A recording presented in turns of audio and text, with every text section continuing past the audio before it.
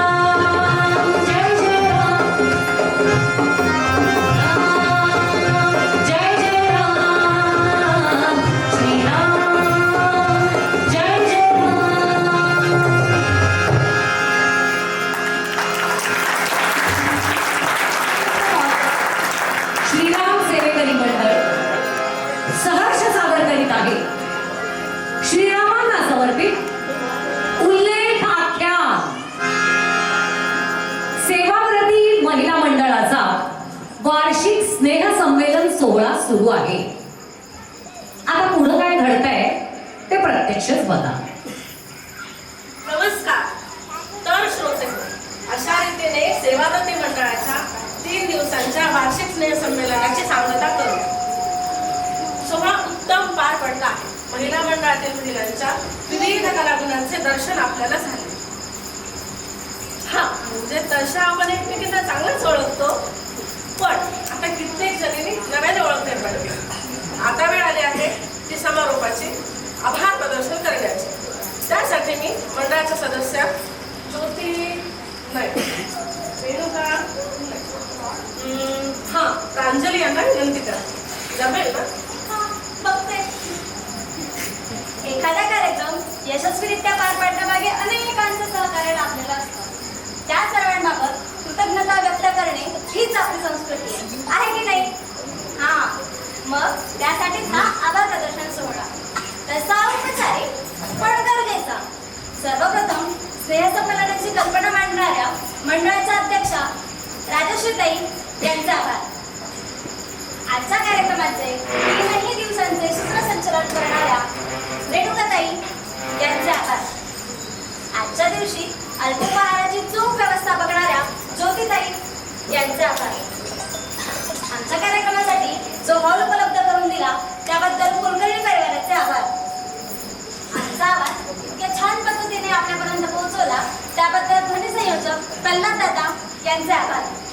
आणि हो, आपण सर्व श्रोते, आपल्याला रिझल्ट कसं चालेल नाही का? आपण जो प्रतिसाद दिला त्याबद्दल तुमचे देखील मनापासून आभार.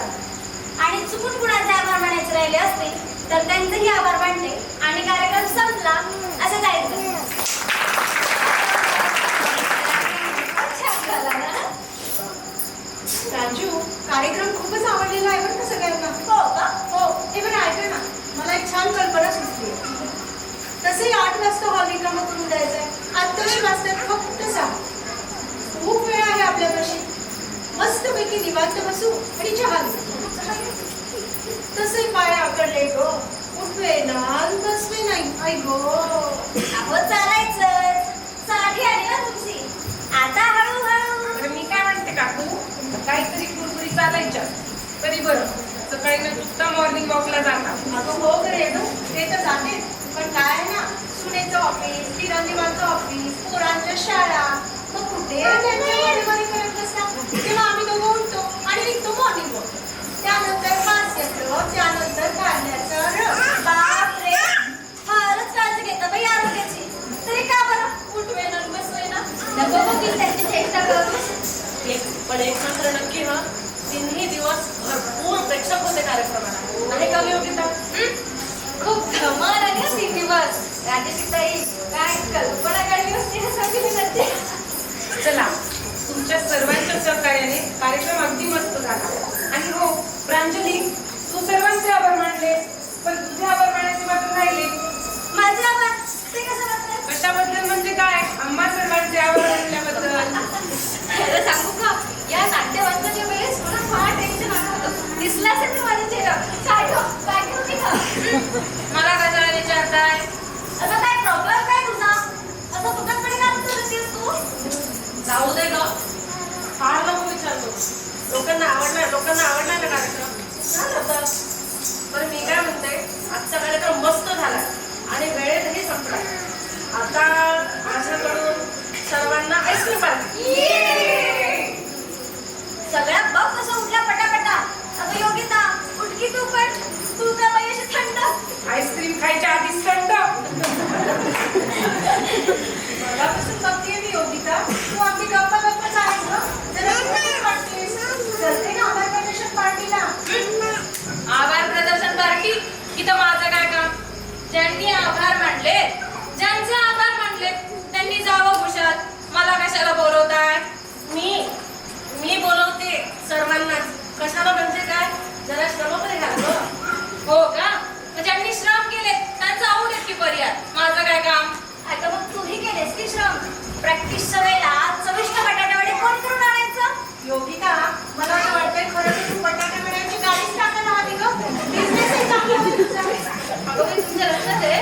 लक्षात नसायला काय झालं? खोकला झाला म्हणत 4 बटाट्यावडे आणलेत त्यांनी.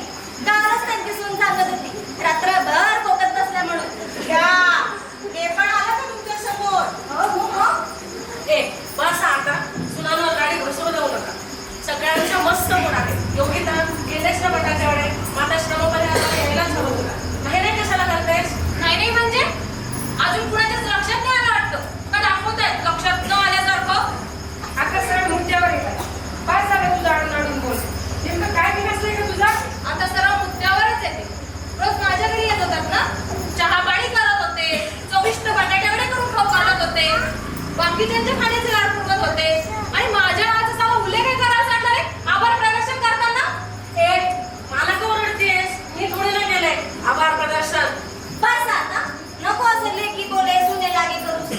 एवढी लांब लंचकली श्रुती नावाची राहून गेला चुकून. म्हणे राहून गेलं. ताई तुमच्या पुढे जेवढ्या खूप छान होतं ना, एकदा नक्की करा प्रॅक्टिसला. ठेवायचं बरं लक्षात राहिलं तुझ्या. जाऊ दे योगिता, दे मला सोडून. का देऊ सोडून? मी पाहिलंय प्रत्येक वेळी माझ्याच नावाचा उल्लेख करायचा कसा राहतो. मागच्या वर्षीच्या दिवाळी फराळच्या पार्टीला पण विसरली माझं नाव घ्यायचं. ती रेणुकाच विसरली माझं नाव घ्यायचं. आता गाडी माझ्यावर घसरली वाटतं. आत्ताच म्हणतच नाहीये. सगळ्यांचा फराळ खाताना तुझी सुमणाचा वर्षा आणि माझ्या चकल्या करंजा खाताना मात्र टक्की बसलेली सगळ्यांचीच. आता तुझ्या चकल्या दाखलीच बसणार होता तर मी काय करू? दात नाही पडले माझे. कुठे कशाला मोठ्यानं बोल की.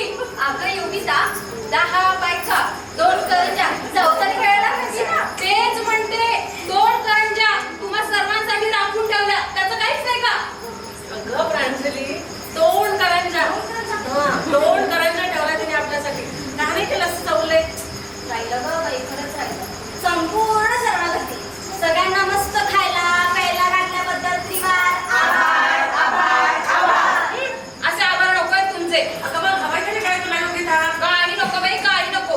एकट्या देवादंडात असे आभाराचे उपकार नकोच आहेत तुमचे. मग हवंय तरी काय कमी करायला? काही नको बाई, काही नको. आपले पण आवाज वाटलं तो काही मिळायचं नाही. अगं योगिता, रडायचे कशाला? जुने विषय दे ना सोडून. काय देऊ सोडून? एवढे कष्ट केले, साधा उल्लेखही नाही. झालं. हरकताची कथा मूळ पदावर. उल्लेख उल्लेख उल्लेख. अगं तिने केलंय तर तिला वाईट वाटणारच ना. अगं काय सांगतो, तिने केला कोणाला नसते का कौतुकाची अपेक्षा?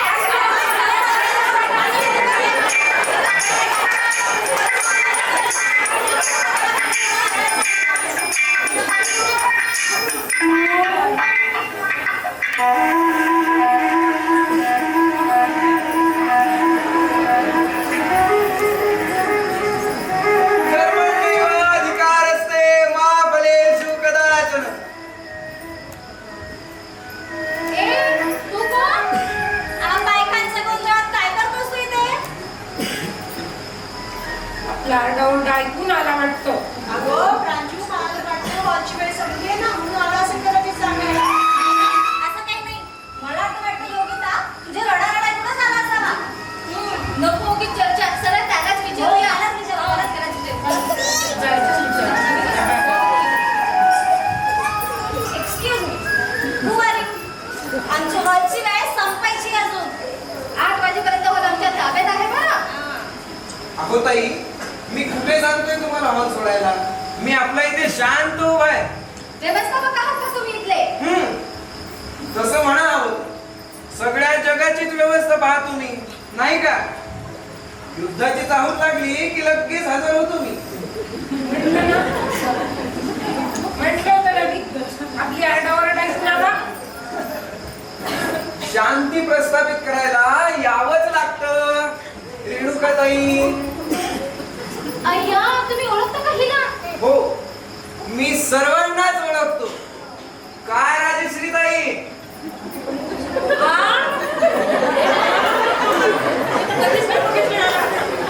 कसलं युद्ध आणि कोण तू? मी केशव वासुदेव यादव.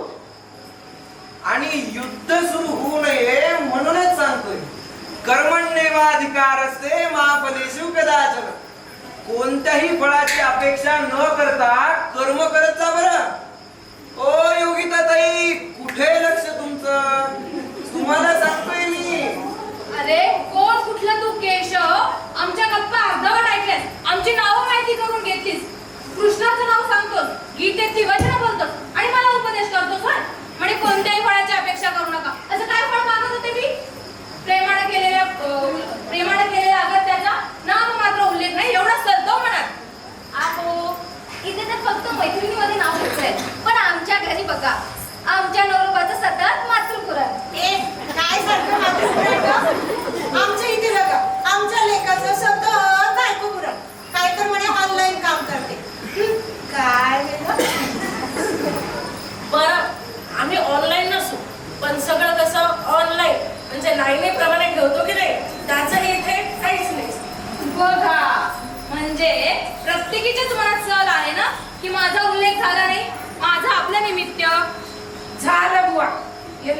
उल्लेख आख्यान सुरू. पण ते काही असो, हा जो कोणी उपटसुंब आहे ना आपल्या, त्याचा सोक्ष मोक्ष लावा आधी. उल्लेख आख्यान. अगदी बरोबर शब्द वापरला रेणुकाताई. अगदी रामायण असो, महाभारत असो, नाहीतर आजचं युग असो, कुठे ना कुठे हे उल्लेख आख्यान सुरूच आहे. अरे रामायण महाभारताचं काय सांगतोय तू? रामायण महाभारतातल्या व्यक्तींबद्दल एवढं लिहिले, ते काय उल्लेख कशाचा? तेच तर. काही व्यक्ती, काही स्त्रिया यांचा उल्लेख राहून गेला असू शकतो, पण रामायण महाभारत घडलंच की नाही. आज या योगिताताईंचा उल्लेख झाला नाही म्हणून महाभारत घडलं, तर त्यात काय नवले? अगं बाई गं, कोण हा कुठला? माझी वेळ तर कळली आहे ना. असं आता उगीच गोंधळतोय तो आपल्याला. चला बरं आईस्क्रीम खायला. चला बरं, चला चला. मी गुंगवतोय. मी काय म्हणतोय हे कळेलच तुम्हाला. थांबा, मी बोलावतो.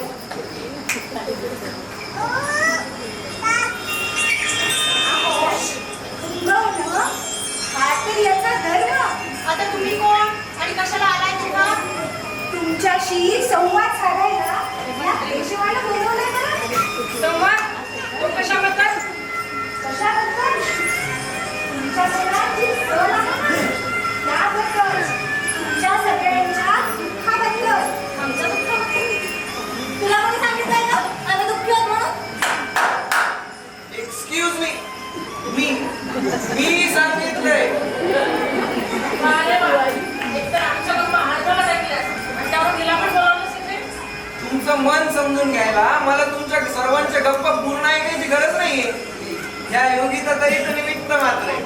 त्यांचा उल्लेख आभार प्रदर्शनात झाला नाही, त्यांना वाईट वाटलंय. साहजिकच आहे ना. अगं बाई गं, कोण हा केशव? मला समजून घेतलं हा. अगं काय केशव केशव, तू तर अगदी असं बोलतोय जणू बालपणापासून एकत्रच खेळताय तुम्ही. लोणी लावता तुला, समजून घे. लोणी. अहो, लोणी हा तर त्याच्या आवडीचा विषय. पण एक मात्र नक्की हं, तुम्हाला सगळ्यांना तर किती स्वातंत्र्य आहे. एकत्र येता, मजा करता, तरीही छोट्या छोट्या गोष्टींचा भाव करता आणि दुःखी होता. म्हणून ह्या केशवालाच बोलवलंय मला, माझं दुःख तुमच्यापाशी व्यक्त करण्यासाठी. आम्ही भाऊ करतो. तू पण कुठली मोठी लागून गेलीस का? आणि असं काय दुःख सोसलास की आमचे प्रश्न तुला किरकोळ वाटतात? मी कोण? कौशल्याचं नाव ऐकलंच असेल ना तुम्ही. कोण कौशल्या? आता दिद्याची बायको का? दिनेश नाही गं, महाराज दशरथाची बायको. महाराज दशरथाची. जरा तुमच्या या मर्यादित विश्वातून बाहेर या आणि त्रेतायुगाचा विचार करा. मी रामायणातील कौशल्यबद्दल बोलते. रामायणातील कौशल्य? खरंय काय तुमचं? किती दुःख सोसलं बरं तिने. तरी बरं लक्ष्मण गेला रामासोबत सेवेसाठी. मग तेच तर कौशल्याच्या दुःखाचा विचार झाला. सीताबाई वनवासात होत्या, पण त्यांच्या पती समवेत कौशल्याच्या सीतेच्या दुःखाचा उल्लेख झाला. माझी सून उर्मिला, तिचंही दुःख जाणून घेण्यात आलं. पण माझं काय? अच्छा, म्हणजे सुनेचं कौतुक न आवडणं हे तेव्हापासूनच येतं. विषय भरतीकडे नेऊनच प्रांजली. अगं, भरताची बायको, शत्रुघ्नाची बायको ह्या माझ्या सुनाच ना. त्यांच्या दुःखाचं काय, माझ्या दुःखाचं काय, आमचा कुठे कधी उल्लेख झालाय का? अच्छा, म्हणजे तुम्ही रामायणातली सुमित्रा आहात का? हो, बरोबर आहे. माझ्या मुलासाठी म्हणजे लक्ष्मणासाठी कैकेयीने वनवास नव्हता हो मागितला, पण तरीही मी त्याला जाऊ दिलं. पण माझा, मांडवी, श्रुतकीर्ती आमचा मात्र नामोल्लेख राहिला. केशवा, बरोबर बोलते ना मी? सांग ना केशवा, बरोबर बोलते ना? ऐकलंच. आता अजून एक उदाहरण देतो, तेही ऐका. थांबा, बोलावतोच. रामायणातील खलनायक रावण, त्याच्या पत्नीला मंदोदरीला पंचकन्यांमध्ये स्थान मिळाले. पण महाभारतातील खलनायकाच्या पत्नीचे काय, माझे काय? गांधारी आयुष्यभर डोळ्यावर पट्टी बांधून राहिली. तिच्याही दुःखाचा उल्लेख झाला. पण माझं काय? आता तुम्ही कोण? मी दुर्योधन पत्नी भानुमती. महाभारत माहिती आहे ना तुम्हाला? हो. मग ऐका माझी व्यथा. वस्त्र हरण त्या पांचालीचे, काळीज हलले त्रैलोक्याचे. पुन्हा कानच तेव्हा दिसले, नाना तुकडे मम हृदयीचे. त्यात जेव्हा क्रूरपणाने मागितले त्या कल्याणीला. पांचालीची लाज राखण्या कृष्ण सखा मग धावून आला. भीष्म विदुर या ज्येष्ठांच्या वेश पात्र द्रौपदी होते. कर्म कुणाचे कोण भोगते, खाली मान घालीची जाते. गळेच माझी गाठ बांधली गांधारीच्या त्या पुत्राशी. तीच भार्या भानुमती, तीच पतिता शान्या दुहितराची.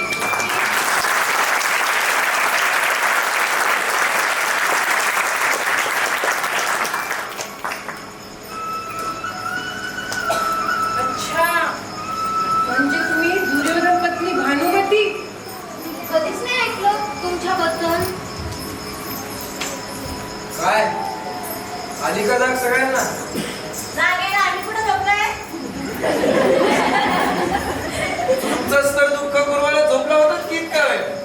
त्यातनं जाग करायला आल्या त्या तुम्ही तुम्हाला. अशा अनेक स्त्रिया आहेत, अगदी सत्ययुगापासून ते आजच्या कलियुगापर्यंत, ज्यांनी असंख्य दुःख सोसली, यातना सोसल्या, निरपेक्ष सेवा केली. कित्येकांचे पती धर्म रक्षणार्थ, देश रक्षणार्थ संसारावर तुळशी पत्र ठेवून गेले. त्यांच्या नामोल्लेखाचे काय? रणांगणात मरणाऱ्या सैनिकांच्या पत्नी, जीवाची बाजी लावणाऱ्या गुप्तहेरांच्या पत्नी, समाज सुधारकांच्या पत्नी, या कित्येक स्त्रियांचे नामोल्लेख झालेच नाही. जगासमोर न येण्यातच त्यांचे मोठेपण आहे. आता जरा तुम्ही विचार करा, त्यांच्या दुःखापुढे तुमचं दुःख, तुमचं कौतुक, तुमचा उल्लेख हा किती महत्वाचा आहे. कर्मण्येवा अधिकारस्ते मा फलेषु कदाचित्. काय कळलं ना सगळ्यांना? भानुमती झाला आपलं काम.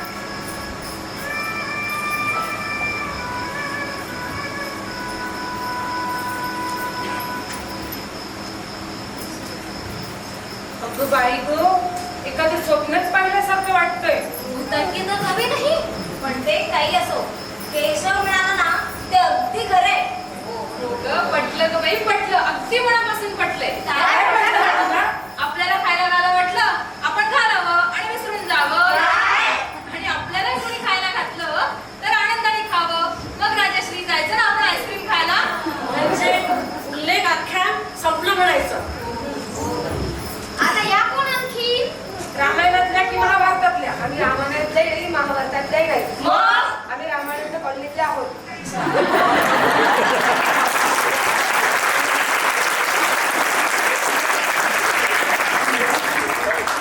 उल्लेख झाला नाही, नाव घेतलं नाही, मला विचारलं नाही, याचं दुःख करण्यापेक्षा राम नाम घ्या, याचाच जीवनाचा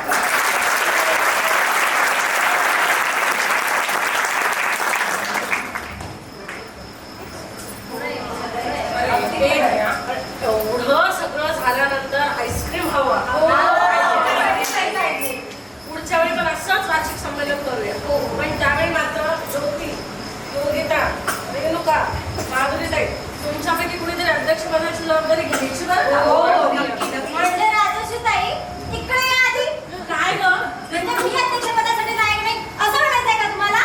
असं कुठे म्हटलं नाही प्रांजली. मग असं झालं ना, तुम्ही सगळ्यांची नावं घेतली, माझं घेतलं नाही. अगं बाई, बरंच उल्लेख आख्यान झालं का सुरू? तुम्हीच तर सुरू केले होते ना. म्हणूनच तर सगळं नाटक घडलं. पण या केशवाने त्यामुळे काहीच प्रकाश पडला नाही.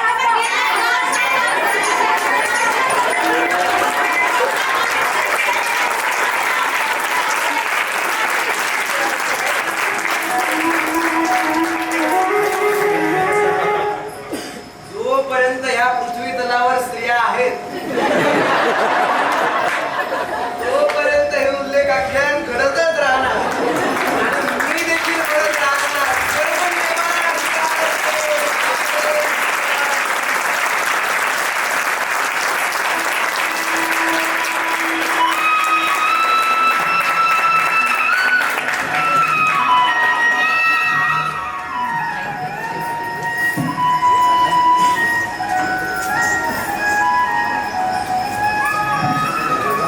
तेव्हा हे होतं उल्लेख आख्यान. रामानंद कॉलनी श्रीराम सेवेकरी मंडळातर्फे या सगळ्या महिला भगिनींनी हे सादर केलं होतं. मी त्यांचा सर्वांचा परिचय करून देऊ इच्छिते.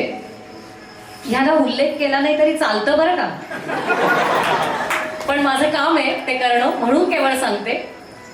अर्थातच आपल्या सगळ्यांच्या लाडक्या सौ संध्याताई कुलकर्णी, गुरुजींच्या मातोश्री, राजश्री जोशी, यानंतर ज्योती भरणे, रेणुका कुलकर्णी, प्रांजली साळजोशी, दीपानंद, श्रद्धा कुलकर्णी, योगिता साळजोशी, माधुरी मुळे आणि जिने मॅक्झिमम लाफ्टर घेतला, टाळ्या घेतल्या, ते अस्मिता विशाल कुलकर्णी. एक नामोल्लेख राहिलाय मला माहितीये, पण त्याचा उल्लेख कशाला करायचा? तो सगळ्यांच्या मागे वरद असतं म्हणून आहेच, पण करायला हवा. कृष्णाच्या भूमिकेत म्हणजेच केशव वसुदेव यादव रितेश नंद.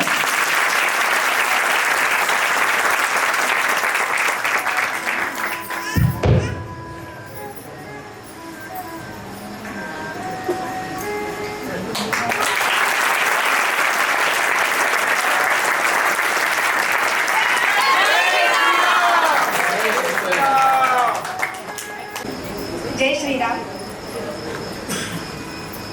आज आमचं हे जे काय छोटंसं नाटुकलं झालं याची सर्व आहेत स्वातीताई.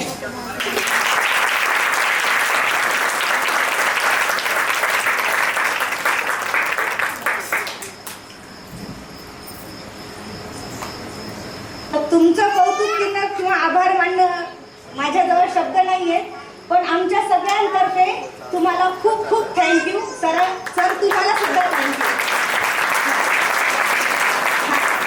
आणि आम्ही एक छोटीशी भेट देऊ करतोय ताईंना, ते स्वातीताईंनी त्याचा स्वीकार करावा.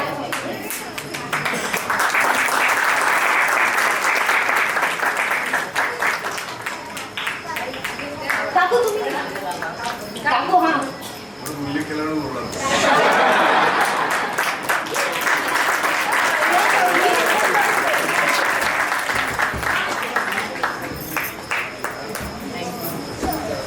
खूप अविस्मरणीय असा क्षण आहे हा आमच्या दोघांसाठी.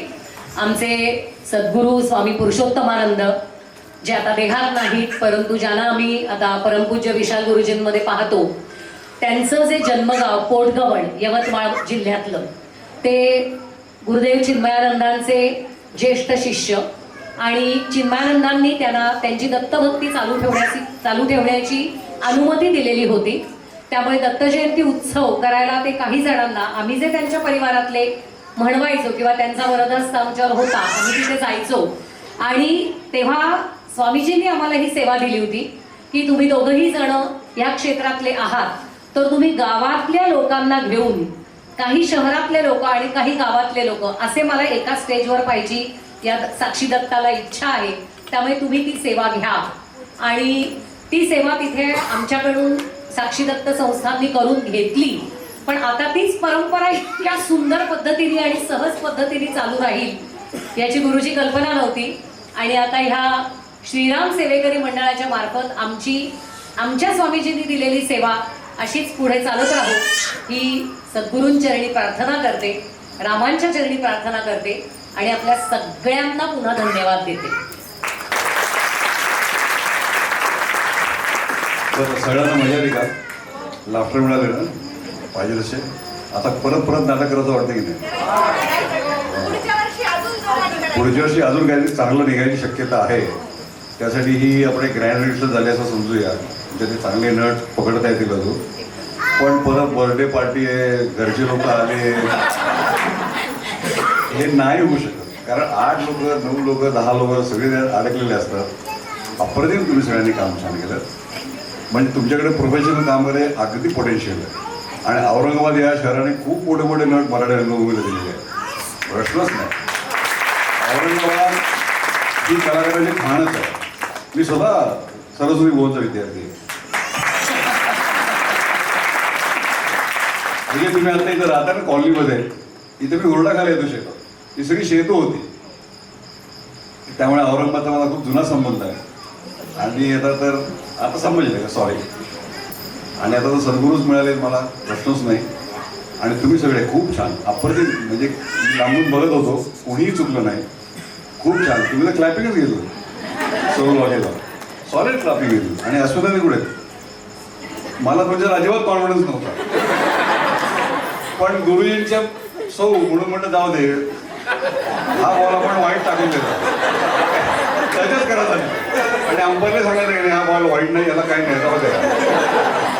पण तसं न करता परफेक्ट एकदम टकारच बॉल मारायचा, तेव्हा नाही सुद्धा. त्यामुळे तुम्ही सगळेच खरंच छान. हा कृष्ण शेवटी बंपर घेतलं त्याने शेवटी, काय वाक्य तर शेवटी. हा, सगळ्या बायका समोर बायका आहेत, बायका मारणार तुला तो. नाही क्षमा नाही, तर बोललो तर बोलला, तो देखा जायगा, बोल लिया म्हणजे. एनिवे, गुरुजींची कृपा आहे, आशीर्वाद आहे. खरंच तुम्ही सगळ्यांनी खूप छान काम केलं. पुढच्या जास्ती मेहनत घेतली, जास्ती वेळ दिला आणि थोडी इंटेन्सिटी दिली, तर तुमच्याकडे अत्यंत प्रोफेशनल काम करायची क्वालिटी आहे, हे मी आता सांगू शकतो. जास्ती काही बोलूया नको आपण, बघू रामभाऊ करतील काय. सगळ्या मंडळाचा करता तुम्ही सगळेजण इथे आलात. लाईट गेली, आली चालली. शेवटी एक वेळ मला असं वाटलं होतं आजचं नाटक आपण उद्या पोस्टपोन करूया, उद्या करूया. परंतु परत मनामध्ये विचार आला, ज्याला हे नाटक बघायचं त्याचं थोडंसं भजन केलं, तो पण उल्लेखाशिवाय येत नाही ना. त्याच्यामुळे भजन करायला लावलं आणि आपण रामाचं भजन केलं. बघा, एक माळ जप होईपर्यंत लाईट आली, परमनंट लाईट आली. त्याची कृपा आहे. तुमच्या सगळ्यात बसलेल्या हृदयस्थ रामाने हे नाटक पाहिलं, खूप सुंदर झालं. असं नाटक रोज आपल्या आयुष्यात व्हावं. म्हणजे रोजचं जे नाटक आहे ते क्लॅपिंगचं असावं. आपल्या आपल्या पात्राला आपल्याला पाहिजे. पूज्य लक्ष्मीकांत गुरुजी, पूज्य देशिक काका, आपण वेळात वेळ काढून इथे थांबलात. त्यांना सावरगावला जाऊन उद्या परत रामनवमीची तयारी आहे, उल्लेख करायला पाहिजे की आपण इथे थांबलात, आशीर्वाद दिले आमच्या मंडळाला, त्याबद्दल आपले आभार आहेत. आणि या मंडळाच्या वतीने, रामानंद कॉलनीच्या वतीने वाघ दाम्पत्य आणि या सगळ्या मातृशक्ती भगिनीशक्तींना माझ्याकडनं विशेष नमस्कार. स्वप्नील पाटील कळणीकर